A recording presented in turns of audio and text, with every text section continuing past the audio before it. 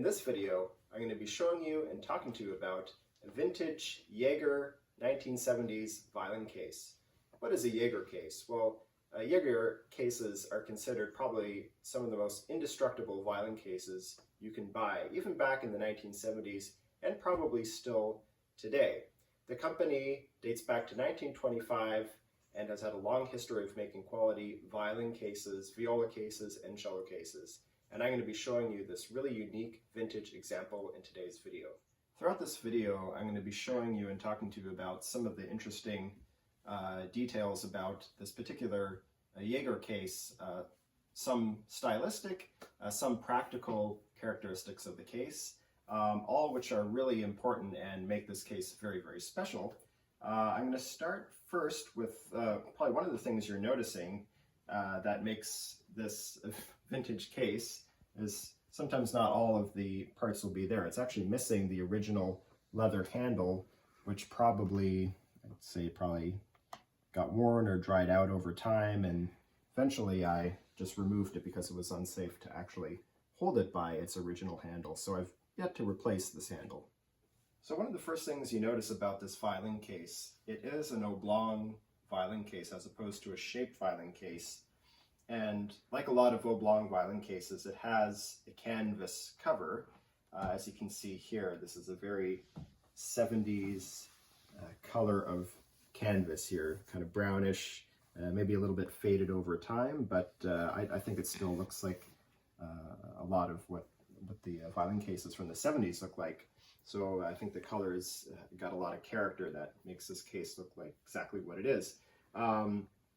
And a lot of these canvas covers were incorporated into their cases, and by that I mean that there would have been little nails or screws that would have attached this canvas cover to the case, but in this case, no pun intended, there are no screws holding it on, so it's actually really purely a protective cover. There's not even a D-ring anywhere to be seen here for a shoulder strap. So I'll start to open up this case, and as I'm opening it, I'll kind of talk about particular things I see that are worth mentioning. First things first, if you were to open this, if you had thought to do it, you would have unbuttoned the center button here.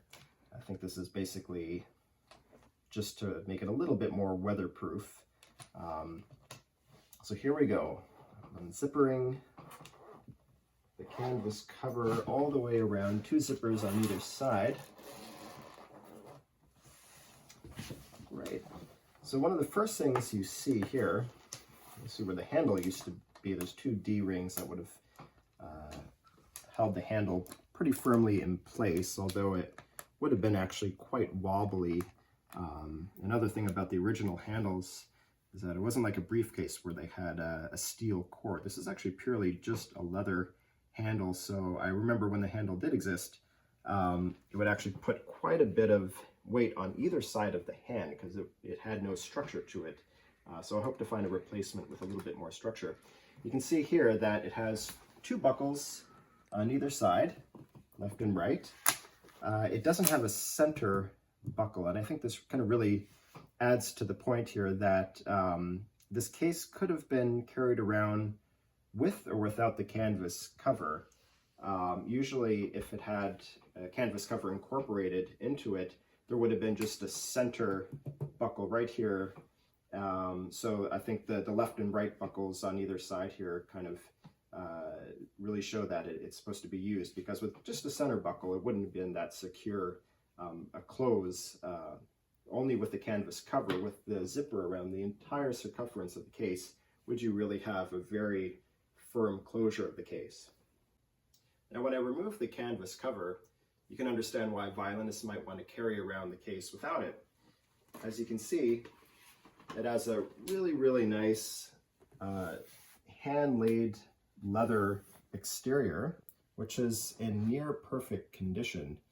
The only little worn spot is on either side here, and actually because of this I was actually able to tell that it was real leather because you can see kind of the rawhide underneath. So it's really quite presentable, and I think looks much nicer, much more polished this way. I have memories of seeing these types of cases backstage where a fiddle player was on break, they'd close the case, fasten the buckles, but you'd kind of throw the canvas cover on top, and it looked a little bit sloppy because, again, it's not incorporated into the hard shell. It's not nailed in, so it kind of looks like you left your clothes on the bed or something like that. It was kind of a messy look, but you knew that when it was completely packed up that it would have been very much fitted on the hard shell. So now, one of my favorite parts about this case is opening the case, and really the main piece of hardware, two pieces of hardware that keep it closed, are these buckles, which are just fantastic. You can see there's no rust or tarnishing on them. They're very high quality buckles and still look brand new, and the action on them is just incredible. They're still smooth, and I haven't oiled them ever. Left and right work really, really nicely, and I think that's one of the really quality features of this case. And on the back of the case, there's actually some hinges that are made with just as good material, very nice, shiny, chrome-like steel. So now I'm going to open up the case here and kind of take a first look at it. The first thing I notice as I lift the lid is really how heavy the lid is. It's a very, very solid lid, and I'll talk more about the construction of the case later on, just going by what I see first. As you can see, it's sort of a moss forest green interior. Usually some of these really tacky green colors for violin cases look fantastic as interiors for these cases. On anything else, it would just be, I think, probably one of the worst looking things ever. Good luck trying to find this type of color in, I guess, crushed velvet this is, because probably it's not made anymore. So there you go. You have a crushed green velvet interior, which is really in fantastic condition still. There's no rosin buildup on any of the protective ribbons here, which actually work to kind of protect the velvet in the back. And these can actually be cleaned with rubbing alcohol, these ribbons here. I've done it before on other cases, so they're really practical as well as cosmetic. The first thing I'd like to talk about are the bow holders here, which I find really, really interesting. It's probably one of my favorite parts of this case, and you really don't see this anymore in any kind of case, except maybe some cheap ones. I'm not sure if they still do it, but they're still very functional. As you can see, the bow is held on by the frogs, one of my favorite things, by this sort of clip. It's probably made with steel with kind of the same velvet material, kind of lining it like this. And so the way you take out a bow is snapping it or unsnapping it from here.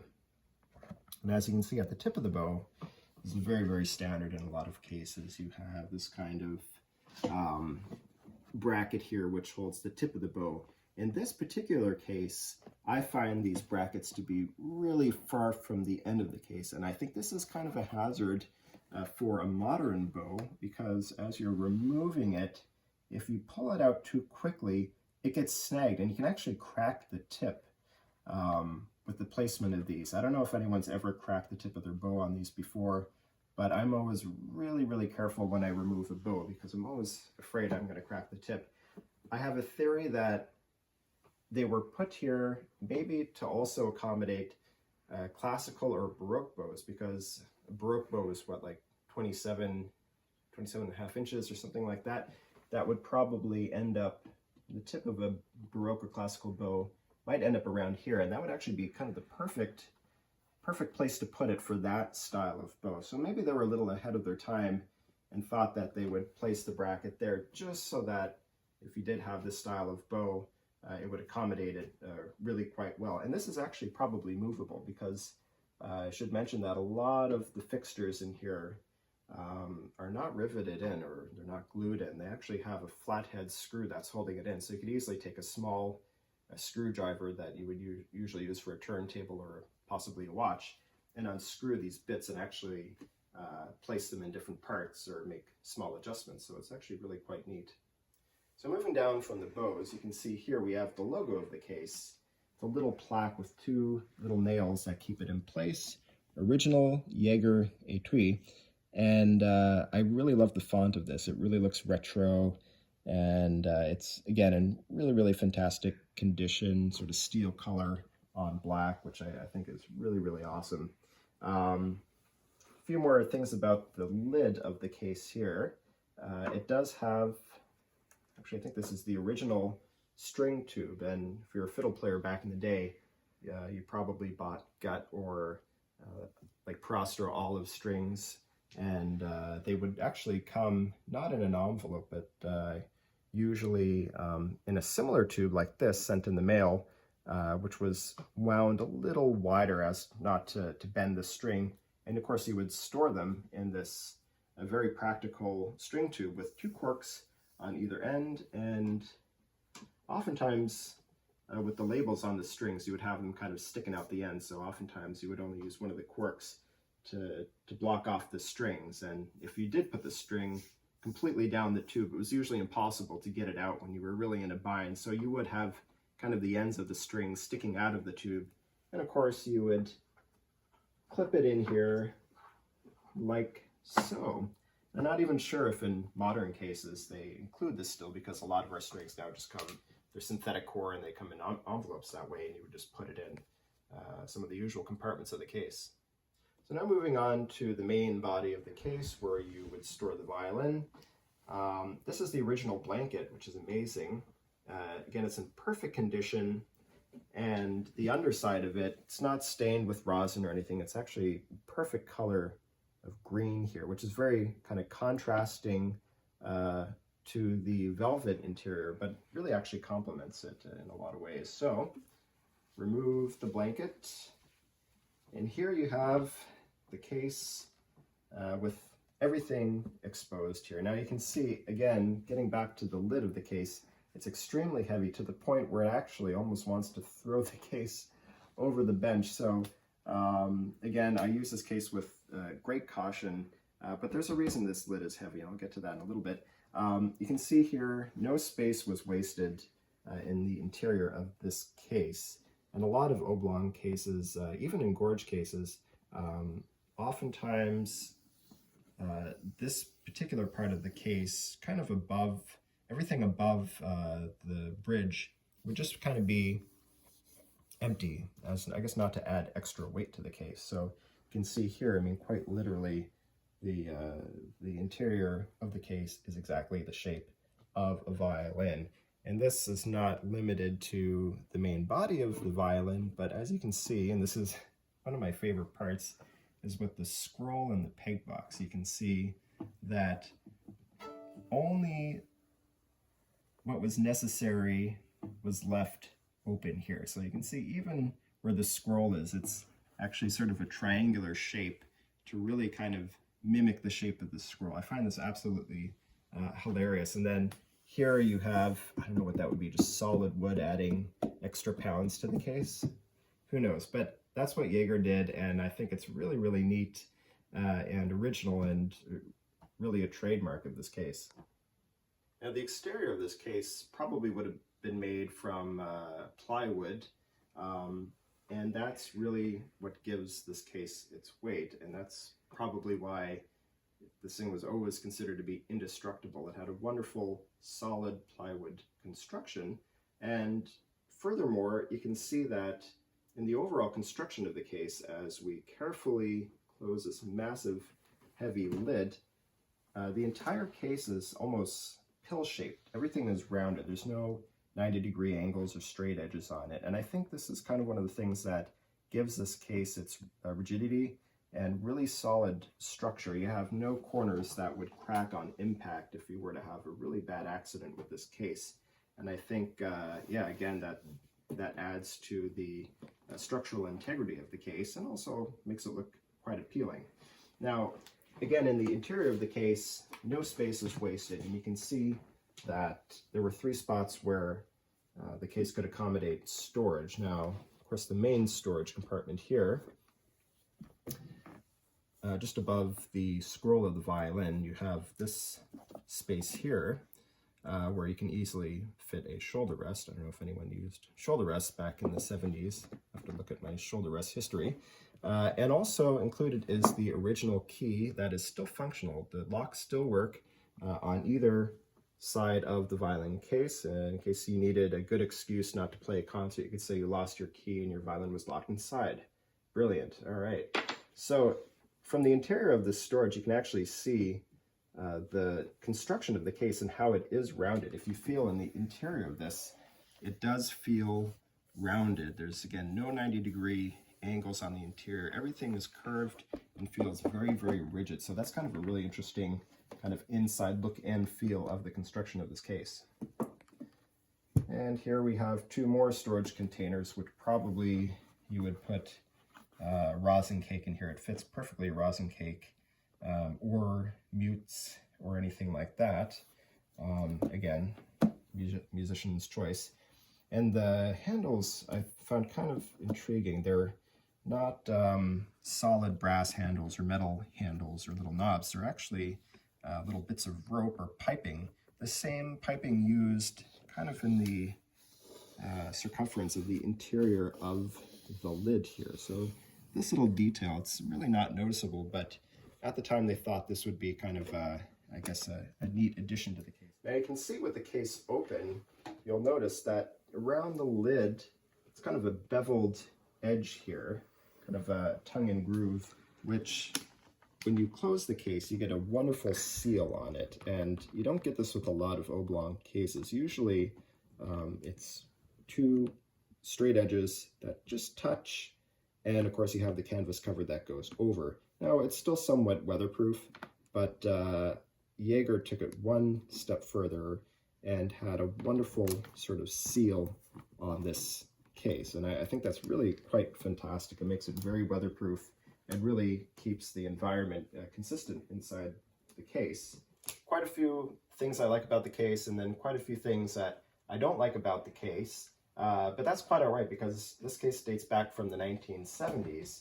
And fortunately, if you want to buy a Gewa Jaeger case much like this, they actually do make one called the Gewa Jaeger Prestige, which looks very similar to this. There's a lot of similarities in the design, and I think they even kept the same color of green for the interior in some of them, which is really quite amazing. And I think that's kind of why you don't see these cases at auction very much, and they don't seem to be as collectible as some of the vintage gorge cases, because you can still buy something that's very similar looking and the company still does exist. So that kind of takes away from its, I could say, collective quality.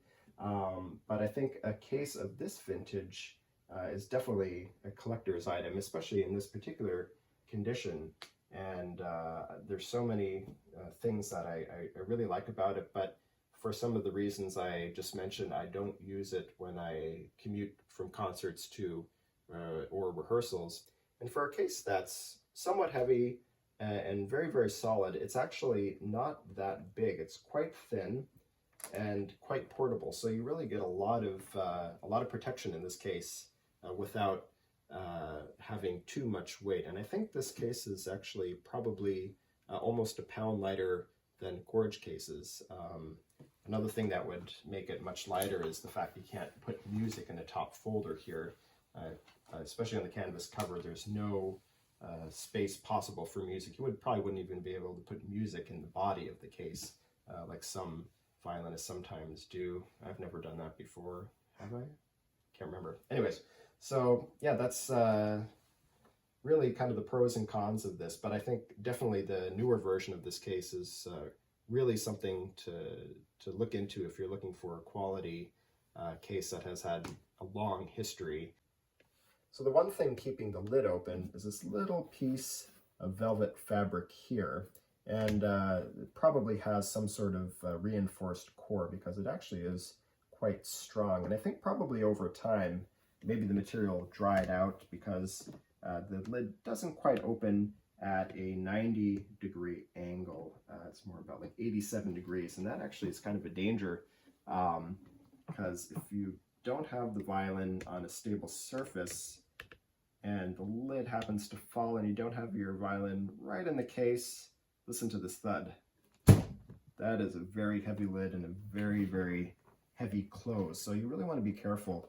And I think as I was mentioning before, all of the sort of interior features of this case are held in with probably around 2 flathead screws, so you could actually, in theory, make an adjustment to this. It's not riveted in, so the consumer can actually kind of make these changes many years later if need be. I love talking about a lot of these vintage items for quite a few reasons. Obviously, because I'm a violinist, so I take an interest in anything that's violin, but also kind of the quality you got with particular items back in the 70s and 80s. Even though they might have made something heavy like cars and cases, they were built like tanks. I mean, they were really, really quality made. And as you can see, for something that was made in the 70s to look this good now is really, truly remarkable. Something really interesting to add about these cases, probably years ago, if you were carrying around a case like this, or a gorge case or another high quality case in an airport or while traveling, and you were a musician yourself, a string player, and you saw someone carrying a case like this, it was often sort of an invitation to chat with that person, because you could tell that they were carrying a nice instrument and they were probably a professional instrument. So I really like kind of that social aspect of this particular item, especially nowadays in our sort of social distancing times. It really makes me reflect on and really miss seeing a musician on the street and engaging in conversation, asking what they do and asking about their instrument. It's really quite something amazing, and it's really something I miss. And I think about that probably every time I pick up my violin or open up my violin case. Okay, time to pack this up and put it back in the case. You know, if I can just manage to do this without it flipping over. Oh, look at that. It's actually, it stops itself from going over. That's amazing. I've never noticed this because I've actually never let it go this far. All right, so maybe that's a built-in safety feature. So right at about 45 degrees, it stops for your safety. All right, so let's see if I can do this without damaging my violin. All the bows are in nice and securely. Get the blanket on and close 20-ton lid. Oh, that weighs a ton. Fasten the clasps here.